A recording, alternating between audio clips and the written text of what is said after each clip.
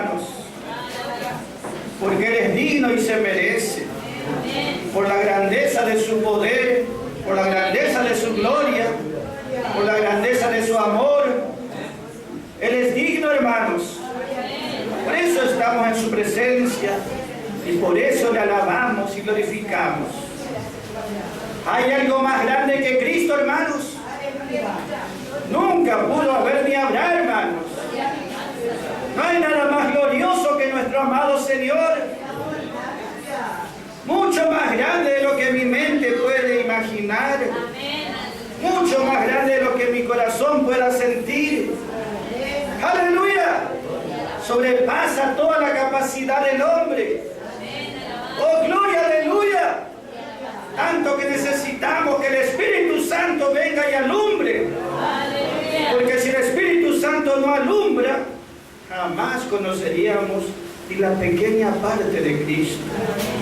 El que lo conoce, ¡aleluya!, no es porque es más inteligente, sino porque el Espíritu Santo alumbró su corazón. ¡Aleluya! Hombres como Pedro, sin letra, no sabían escribir ni leer, pero podían recibir revelaciones gloriosas del Espíritu Santo. ¿Y eso en qué incide? Todo depende de eso. Toda su vida depende de eso. La palabra dice: gozaos siempre. ¡Aleluya! ¿Por qué escribió Pablo eso desde la prisión, desde su prisión? Gloria, aleluya, alabanza. No solo dice gozaos siempre, gozaos juntamente conmigo. ¿Entiende dónde está el secreto de la satisfacción y del gozo? Su medida, su capacidad de gozo va a ser completada hasta rebalsar el día que conozca quién es el Señor, porque de eso depende el gozo. Gozaos en el Señor, gozaos en el Señor, gozaos en el Señor siempre. Allí hay motivo y causa de gozo, un gozo exaltado, aleluya, que sobrepasa la tristeza o amargura de este mundo. El gozo, la gloria, el regocijo, cuando yo pueda ver a Cristo en su grandeza, a Cristo en su plenitud, al Cristo completo, ¿entiende, hermanos? Gloria, aleluya, qué bendición y qué victoria. ¿Entiende, hermanos? El gozo, el motivo y la causa del gozo, ¿por qué es, hermanos? Porque estoy conociendo a mi Señor amado. Y ese es motivo de gozo, y el gozo es una fuerza para cada día. Gloria, gloria, gloria, gloria. En los cielos siempre hubo gozo, siempre habrá gozo. Pero el que motiva ese gozo, hermanos, no es lo precioso que pueda haber allá, sino la persona de Cristo. La persona de Cristo causa ese gozo eterno en los cielos, causa ese gozo aquí en la tierra y en nuestro corazón también, hermanos. Gloria, aleluya. ¿A quién tiene que conocer? A un hombre, una religión, un templo. ¿Qué tiene que conocer? Al Señor. Ese tiene que conocer, tal como Él es. Podemos leer el libro de Mateo, hermanos. Gloria, alabanza. El libro de Mateo nos habla de Jesús como el Mesías para Israel. Así lo describe Mateo, como Jesús. Él es el Mesías que vino para reinar en Israel. Y Mateo capítulo 22, allí podemos ver, hermanos, lo que el Señor estaba hablando, lo que el Señor hablaba. Gloria, aleluya. Capítulo 22, hermanos, versículo 42. Jesús les preguntó diciendo, ¿qué pensáis vosotros del Cristo?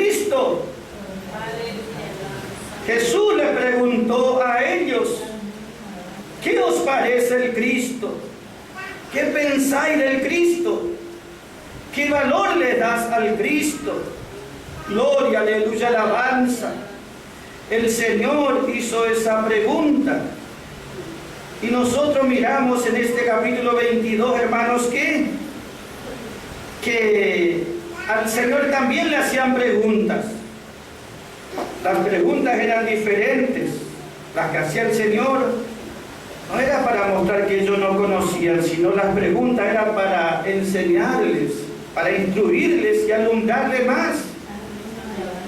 Y ellos le preguntaban al Señor también, pero las preguntas de ellos eran para tratar de mostrar que el Señor se equivocaba o erraba, porque ellos no creían en Él como su Señor y como su Mesías.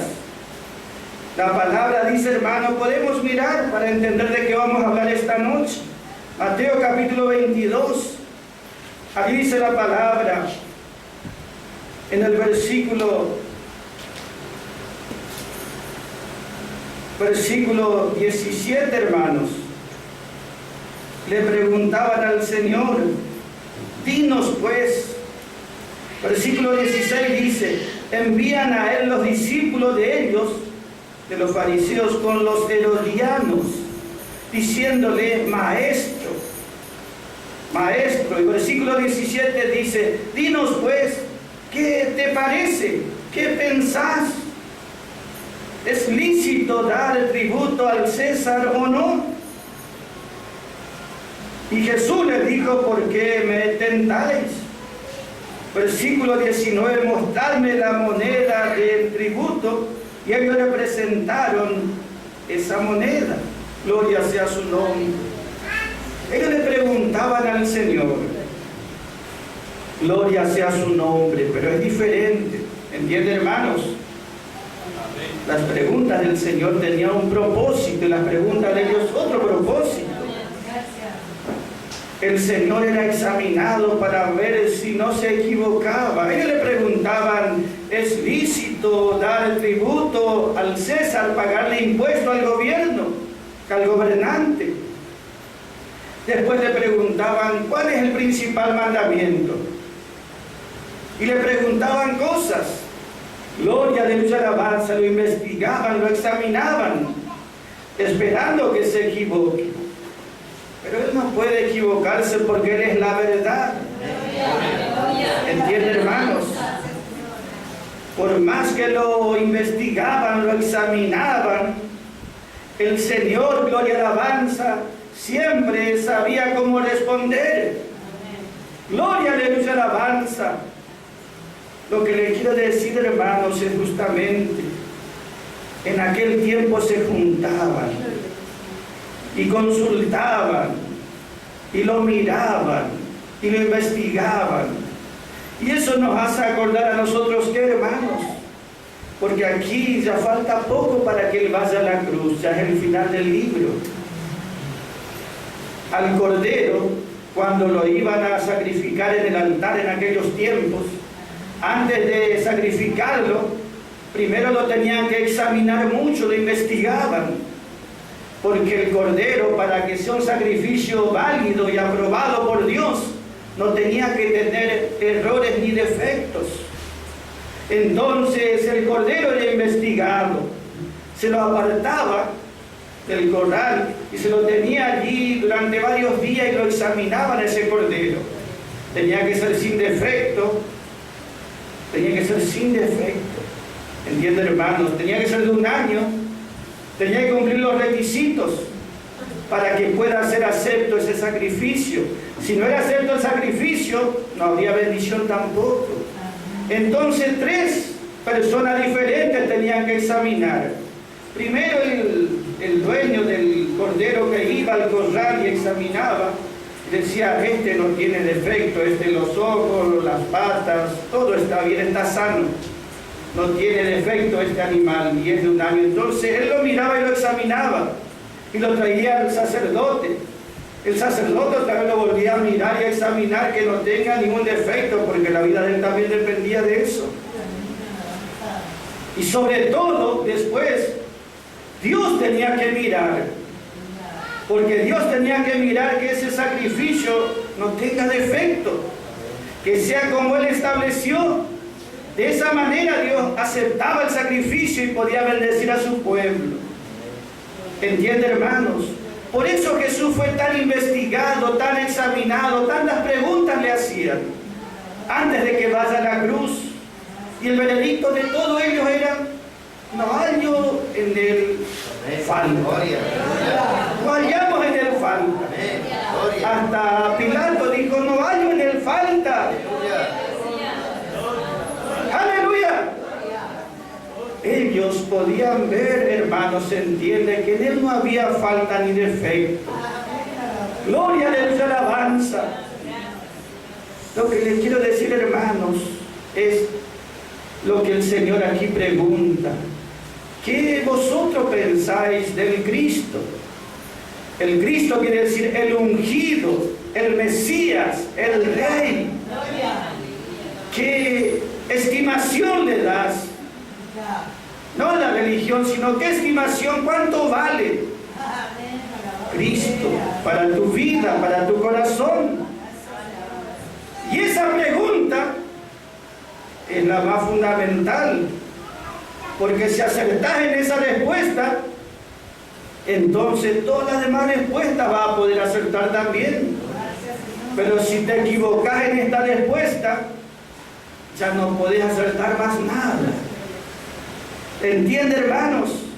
Ellos eran religiosos, una nación religiosa, y preguntaban cosas, investigaban cosas, trataban temas, esto y lo otro, pero lo fundamental es la pregunta que hizo Cristo.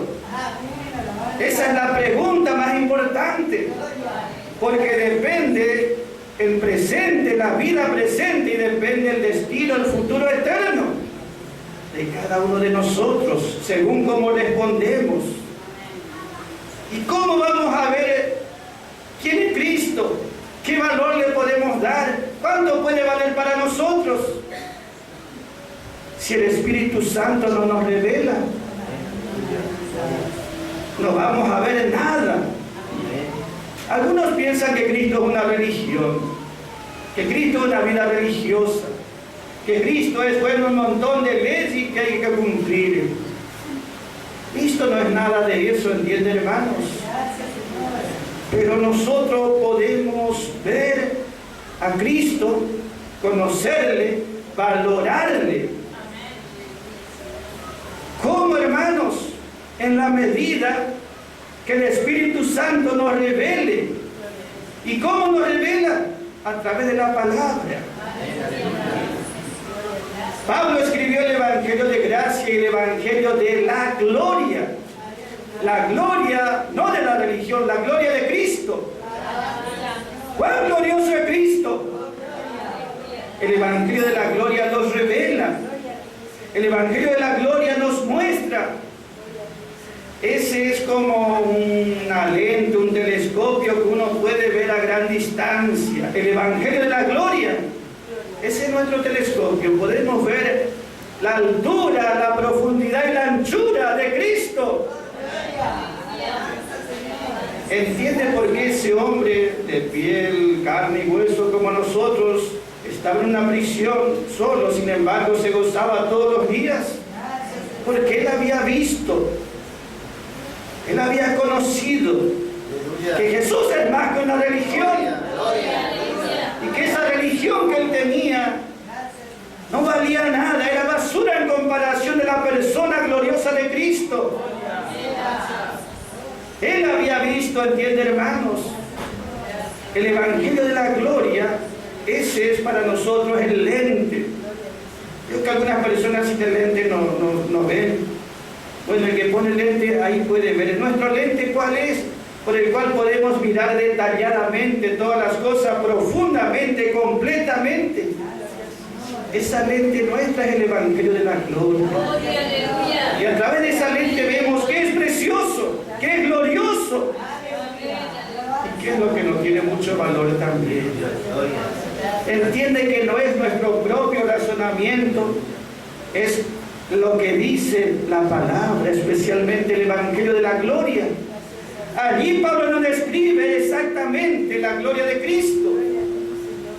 Por eso nosotros nos gozamos tanto, cada día más y más conociendo a nuestro Señor. ¿Cuánto vale, hermanos? Gloria sea su nombre. Vale que vengamos a su presencia.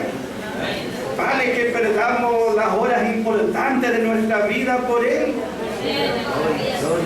Él vale mucho, hermanos. Él vale mucho, gloria a Dios.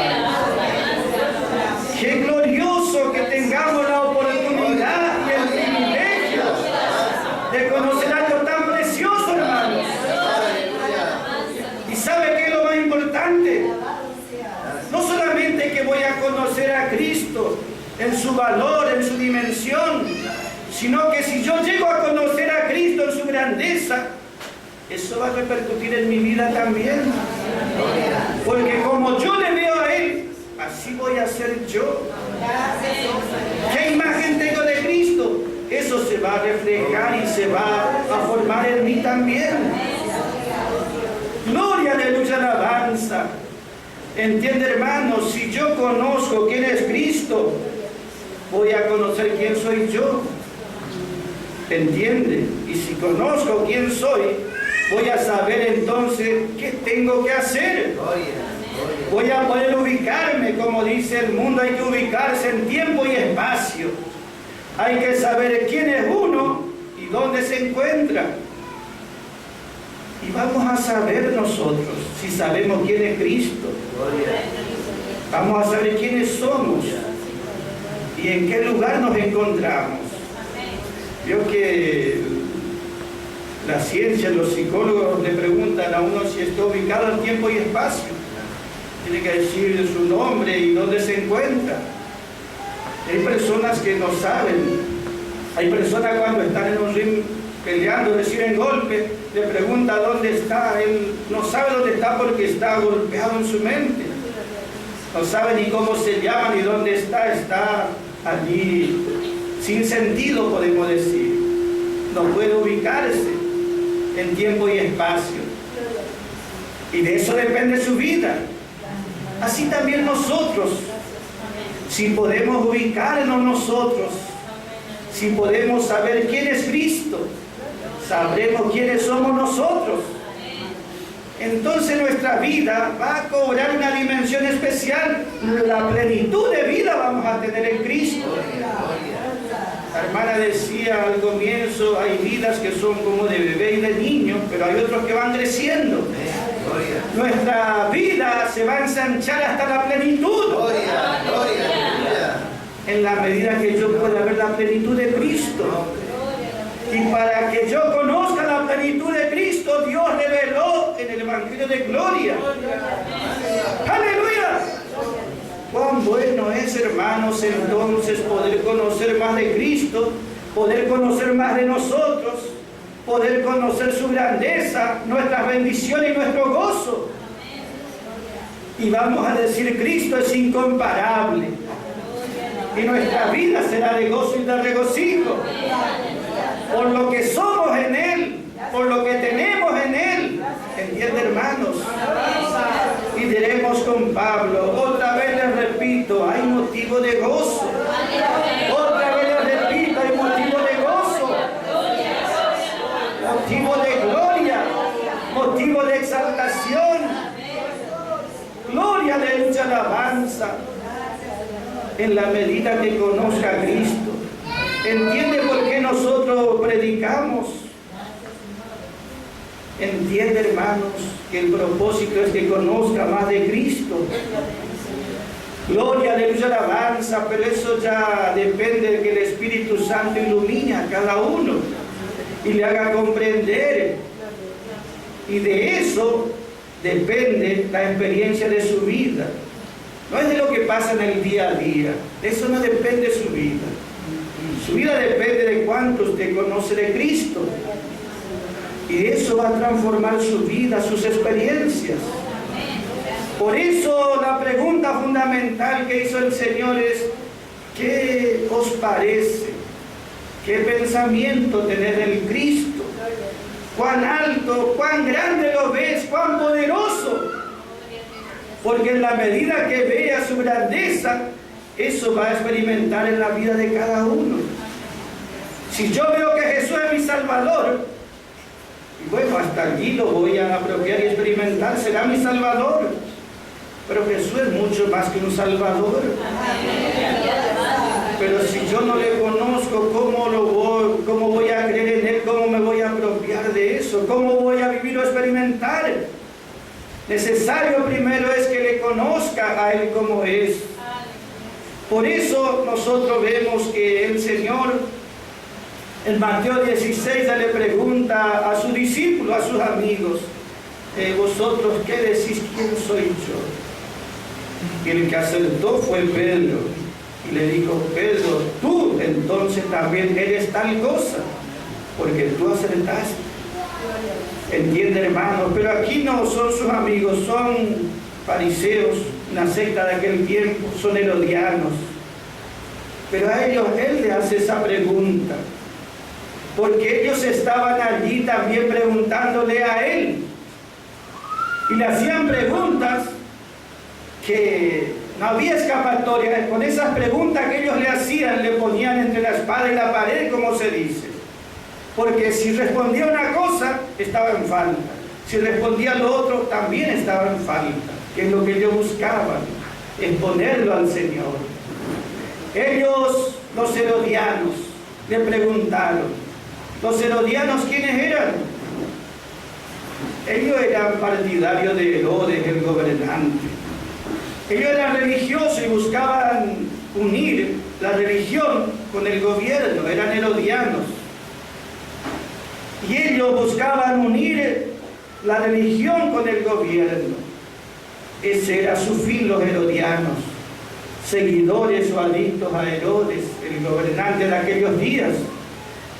Y ellos le preguntaron, ¿es lícito dar tributo, pagar impuesto al César, al gobernante, al emperador? Si Jesús decía, no es lícito, entonces lo iban a acusar por rebelión al gobernante. ¿Entienden, hermanos? Iban a tener motivo para acusarle por levantarse en contra de la autoridad. Y si decían si es lícito dar tributo al César, entonces los fariseos le iban a decir, entonces, ¿para qué hablas del reino de Dios si aceptas que éste tiene que gobernarnos? Pero el Señor sabía, hermanos, cómo responder. Gloria, aleluya, alabanza. Él sabía cómo responder y Él sabe cómo responder todas las respuestas. La palabra de Dios tiene todas las respuestas, hermanos. Pero lo fundamental y lo principal es qué pensamos nosotros de Cristo. Después todas las preguntas que hay serán respondidas también, como el Señor le respondió a ellos. Es lícito dar tributo al César, y Él les dijo, gloria, alabanza, es lícito dar ese impuesto, pagar. Y Él les pidió la moneda con que pagaban ellos. Y les dijo cuando tomó ese denario, esa moneda, ¿de quién es la imagen que está en esta moneda? Y es del César, del emperador, del gobierno. Entonces el Señor dijo, entonces páguenle al César lo que le corresponde al César, pero páguenle a Dios lo que le corresponde a Dios también. Él estaba allí poniendo una línea de separación que debe permanecer siempre, especialmente cuando se habla con los herodianos. Los herodianos son los que tratan de unir lo religioso con el gobierno, la iglesia con el gobierno, la política con la religión. Eso estuvieron desde siempre y están hoy también. Y Jesús dijo así, gloria y alabanza, trazó una línea bien firme y dijo al César, al gobierno, lo que le corresponde, pero a Dios también lo que le corresponde. El gobierno no puede tener aquí dominio ni voluntad en lo que a Dios le pertenece. Así es como dice Proverbios 18:22. Allí dice: no traspases el lindero que trazaron nuestros padres. Hay un límite que ha sido trazado, no hay que traspasar esa línea. Hay que mantener esa línea de separación. El gobierno es una cosa, es terrenal. La iglesia es espiritual y celestial. ¿Entienden, hermanos? Ese es como hoy muchas veces dicen: está bien que el creyente participe en la política, está bien apoyar a los políticos como creyentes o como religión. Y la verdad, hermanos, que nosotros siempre debemos diferenciar. ¿Entienden, hermanos? No unir nunca esto porque el Señor lo separó. Él está diciendo allí, hermano, gloria, alabanza: páguenle al César, al gobierno, lo que es terrenal, sea impuesto o las obligaciones que impongan lo natural, está bien.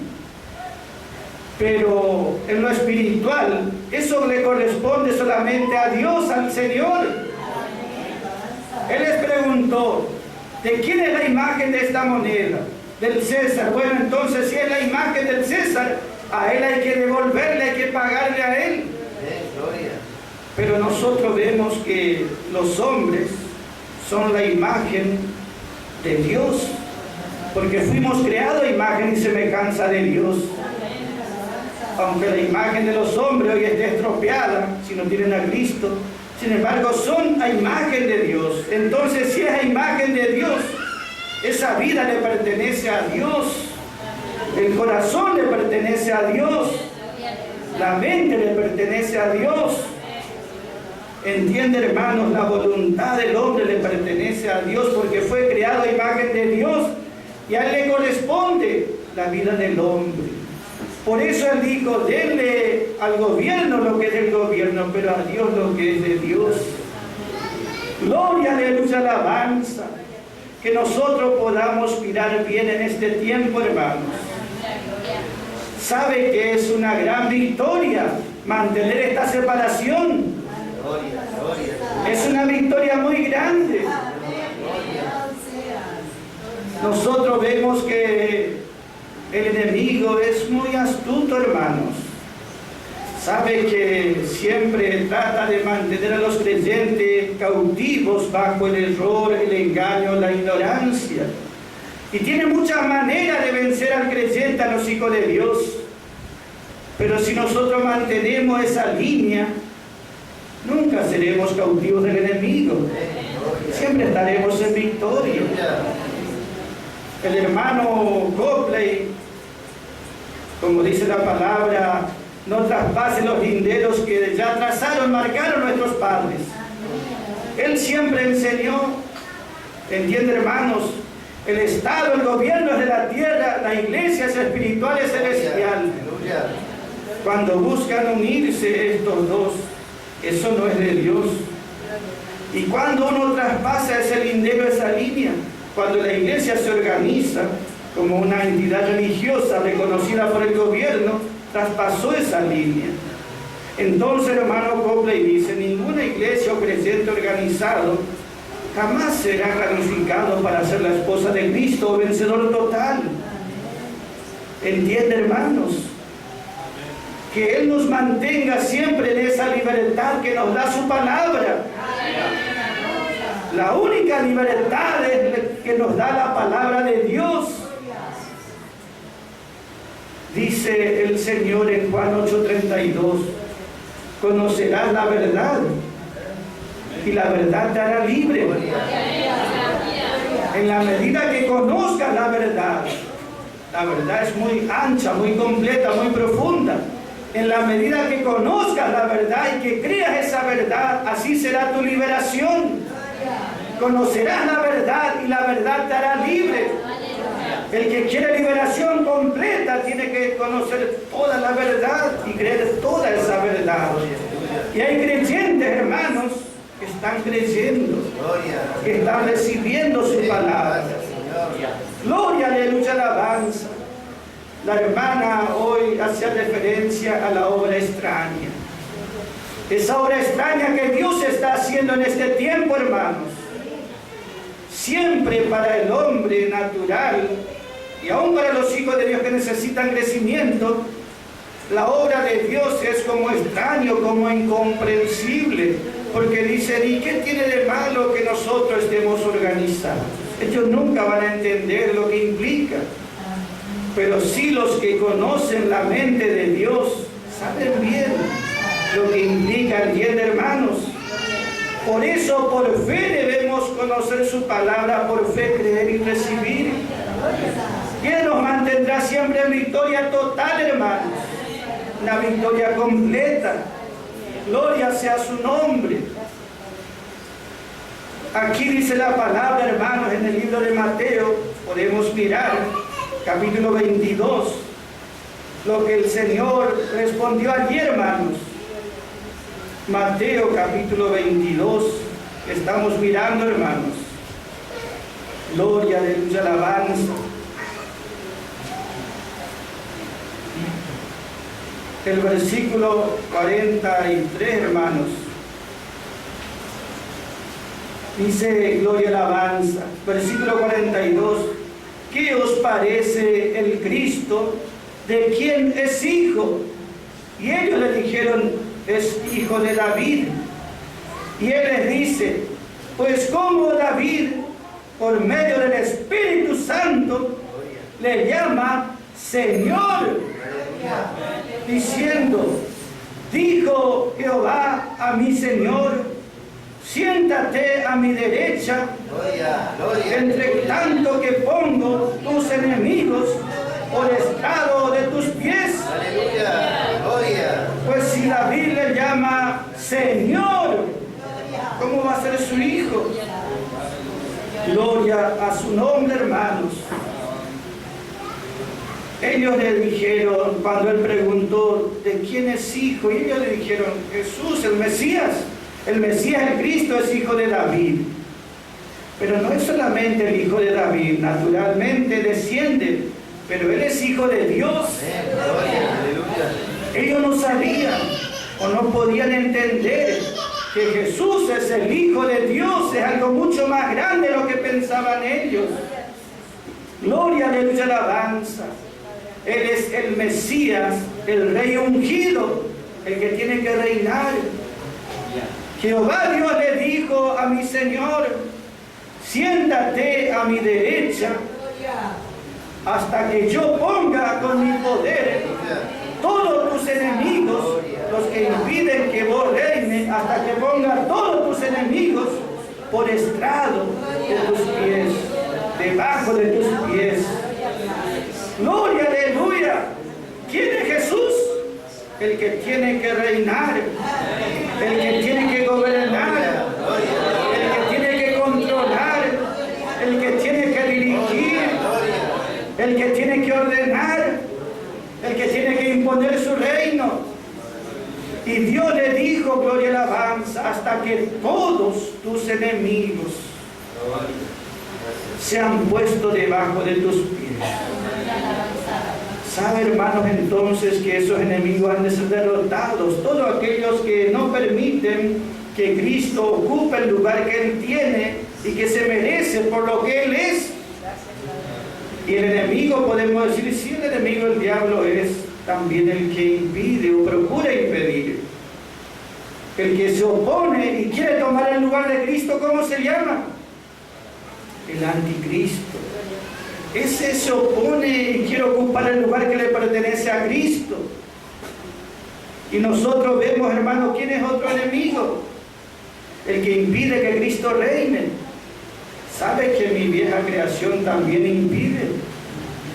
Siempre, porque aún está el pecado en mi carne. Entonces se opone a que Cristo tome un lugar de autoridad sobre mí. Mi viejo hombre quiere siempre manejar y dominar él. Impide que Cristo ocupe un trono en mi corazón. Pero allí vendrá la victoria completa. Cuando Cristo ocupa el lugar que Él tiene y se merece. El enemigo es astuto, hermanos, porque nos hace ver que si Cristo reina en nuestro corazón, nuestras experiencias no van a ser buenas, que no vamos a tener gozo o alegría si Cristo reina. Y es todo al revés. Cuando Cristo no reina, allí tampoco hay motivo de gozo. Y este mundo, por más gozo que pueda prometer, jamás va a dar un gozo verdadero.